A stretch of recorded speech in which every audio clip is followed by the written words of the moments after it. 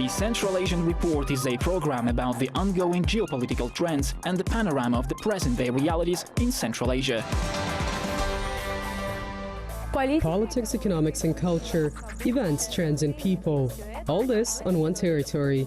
Hello, you're watching the Central Asian Report in today's program.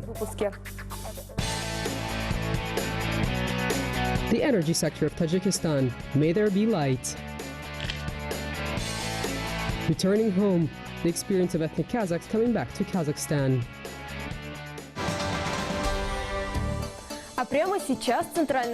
And coming right up, headlines from Central Asia. Turkmenistan is ramping up its volumes of high-octane gasoline production. This became possible thanks to the launching of brand new refining units at the Turkmenbashi complex of oil processing plants.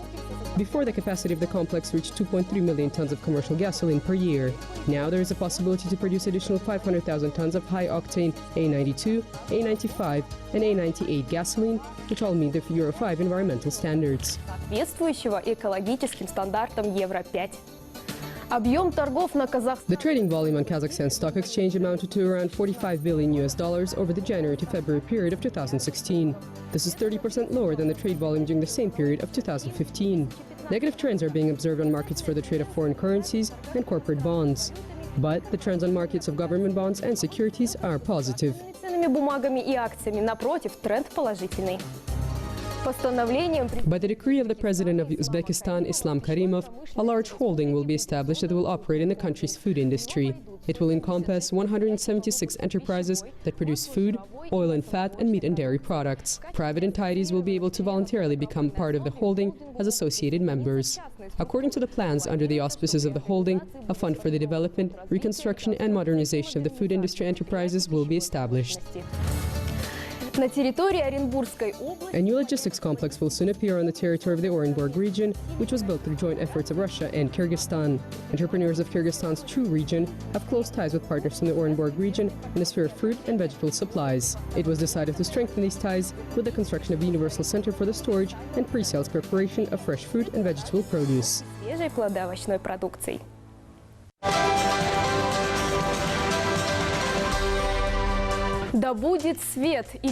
May there be light. Unlimited power supply without disruptions is still a luxury that is unavailable to the majority of Tajikistan's population. Our correspondent in Dushanbe brings us the report on the current state of the country's energy system and what needs to be done in order for the bright future to finally become a reality.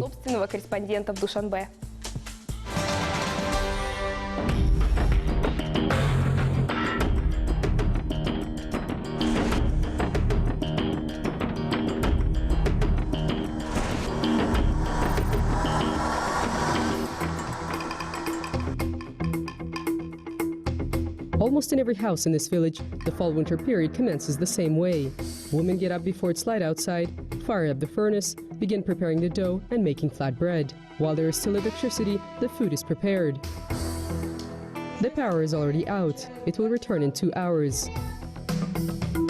People here know the schedule by heart. There is electricity from 6 to 10 in the morning and from 6 p.m. to 10 p.m. in the evening. The residents of this town have already gotten accustomed to this. When the power is out, Zibo, together with her daughter, decorate bridal dress textiles with traditional ornaments, right by the window where there is more light.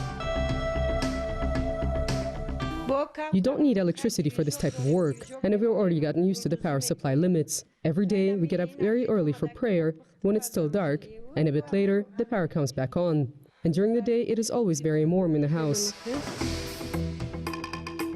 Not many here remember the times when the power was on 24/7 in the winter time. There's already an entire generation who has gotten used to living in accordance with this unstable schedule. The limits were introduced in the mid-90s and are still in place even during the high water years. The main energy source in Tajikistan are the mountain rivers, but due to the lack of access to export markets, a large volume of water goes to waste. If the excess water was not allowed to just flow by, an additional 7.5 billion kilowatt hours of electric energy could have been generated. Мы были вынуждены эти 7,5 миллиарда киловатт выбросить холостыми. То есть мы лишились практически огромных запасов. ограничена у нас возможности накопления воды в Нурекских водохранилищах. We had to let water just flow by without use. Thus, large volumes went to waste. There is a limited amount of water that can be stored at the Nurek water reservoir. It is intended for 112 days, and we have 220 days during which supplies are needed. Whether we want to or not, we are forced to impose limits. Мы с вами имеем более 220 дней. Хотим мы, не хотим, значит, вынуждены будем вести процесс лимитирования. Local residents adapt in every way that they can. Dilshod Murodov gathers firewood all year round. The firewood is a stable guarantee of a warm house. For our family of 12 people, I gather 4 to 5 cubes of firewood and 5 to 6 tons of coal. Cars deliver coal here from the Zidat deposit field, and the price is reasonable, 300 to 350 somani. And this is Yagnob. In the distant districts, people live here at a height of 2,000 to 3,000 meters. There are no means of communication here, the roads have not been laid, and cars delivering products come here once a year.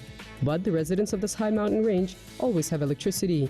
They built mini hydroelectric stations themselves. We built this hydroelectric station by using whatever materials we had at hand. It has a capacity of 16 kilowatts. Another farm also has its own hydroelectric station. Now there is electricity in every house. And this is the Ramid Gorge, a small village at the foothills of the mountains. It is possible to get here only by an SUV. The electricity transmission lines do not reach the gorge. The old handmade hydroelectric station is the only source of energy. It was built by the local residents using makeshift materials. The booth is made out of rocks and wire. Inside there is a small generator. The station is not that useful.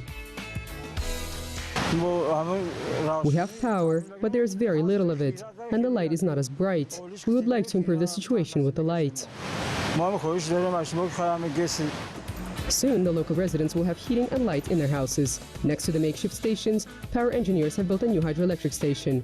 There shouldn't be any disruptions in its operations. The station was built within the framework of a governmental project on the use of hydroenergy resources of small rivers. The plans of the project include to replace all the old stations by 2020 and to construct 60 modern hydroelectric stations to replace those that are no longer functional.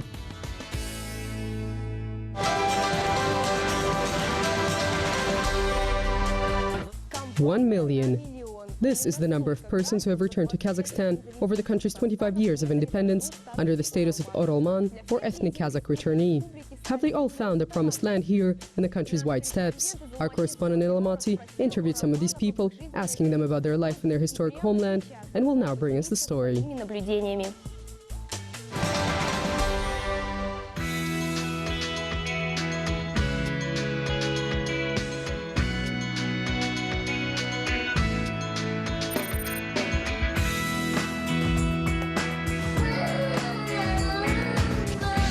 Maksat Abdikadir, medic acupuncturist. Acupuncture helps people who survived a heart attack to recover their normal health and aids in the treatment of children with disabilities.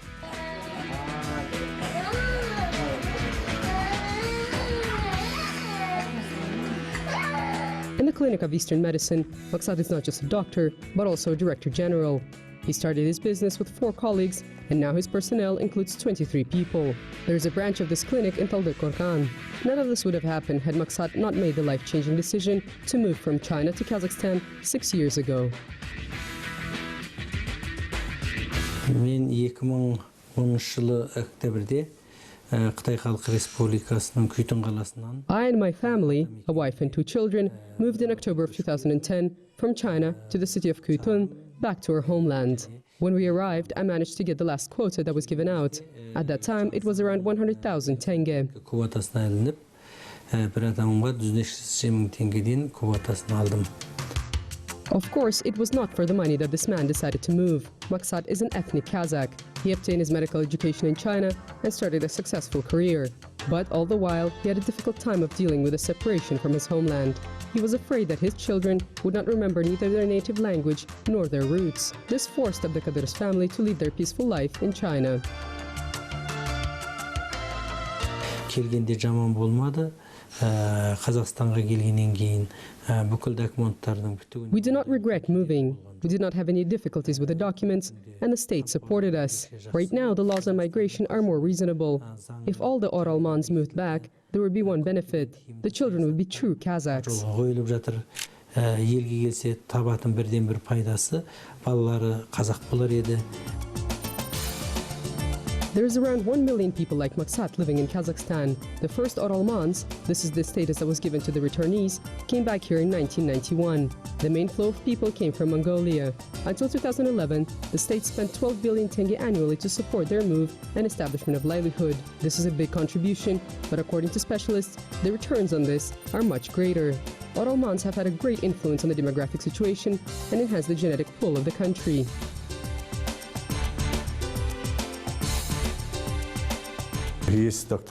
Among these people, there are doctors of sciences, around 77, 223 PhD candidates.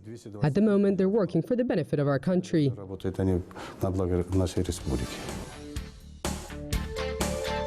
Through the quota system, Maksat's family was sent to Almaty, but since 2014, the southern metropolis, as well as Astana, have been closed off for resettlement. Returnees are accommodated in regions with a lower population density. Centers for adaptation of returnees operate in 4 of the country's cities: Aktau, Karaganda, Shymkent, Yaksukente. There, one can get free consultations regarding finding a job, improving professional qualifications, and for professional retraining. У нас есть центр занятости, да, это при управлении занятости социальных программ города. We have an employment center under the Administration of Employment and Social Programs of the city of Almaty. There's a program, Employment Roadmap 2020. It stipulates considering Oralmans as target social groups. Professional training and retraining courses or courses for additional new professions, all this is offered for free. Переобучиться на какие-то курсы, получить какую-то дополнительную специальность. И все это на бесплатной основе. Aybosun Kutlu-Morotov, an ex-mayor, also returned to his homeland for a better life. In July of 2015, he, together with his wife and 2 sons, moved from Uzbekistan to Almaty, a city that has a more similar climate to the place where he previously lived. The head of the family immediately started working on getting the documents in order, but to this day, he has still not received citizenship status. Вот куда мы не подходим, куда мы не обращаемся, толком нигде ничего не объясняет. Не объясняет. Wherever we go, whoever we turn to, nobody gives us concrete information. I personally thought that to this day I would get all the necessary documents regarding my personal identification and status, and only then I would be able to present myself. I've gone to 4 places to apply for a job, but was turned down. They say that I'm a foreigner. На работу 4 места подходил, на работу не берут. Вид на жительство. Говорят, что я иностранец. Aybosun does not blame anyone for the fact that he has so far not been able to set up his life here in Kazakhstan. At the moment, he and his family are renting an apartment and living off the funds that he saved during his time in Uzbekistan. According to the law, in 3 months, Aybosun will lose his Oralman status. If by that time the issue with his citizenship is not resolved, then he will have to organize his life in the land of his ancestors as a foreigner. Если в течение 1 года он как бы не документируется, If he does not get his documents in order within a period of 1 year, then he will not get the citizenship of Kazakhstan. After 1 year, the status of Oralman expires, and he becomes simply an ethnic Kazakh. If the family of someone with the status of an Oralman wants to receive some social benefits package or support from the state, then he has to move to regions that are designated by the government of Kazakhstan in order to be registered in the regional quota system for the admission of Oralmans. Для правительства Республики Казахстан для получения квоты, региональной квоты приема Оралманов. It is interesting that in the beginning it was mostly the elder generation who returned to Kazakhstan. Those are commonly called as the old intelligentsia, professors and cultural workers. Now it is the youth who is striving to return to their historical roots.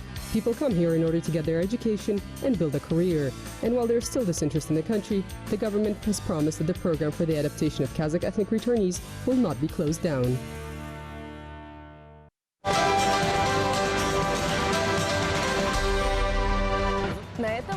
You are watching the Central Asian Report. Until next time on Kazakh TV.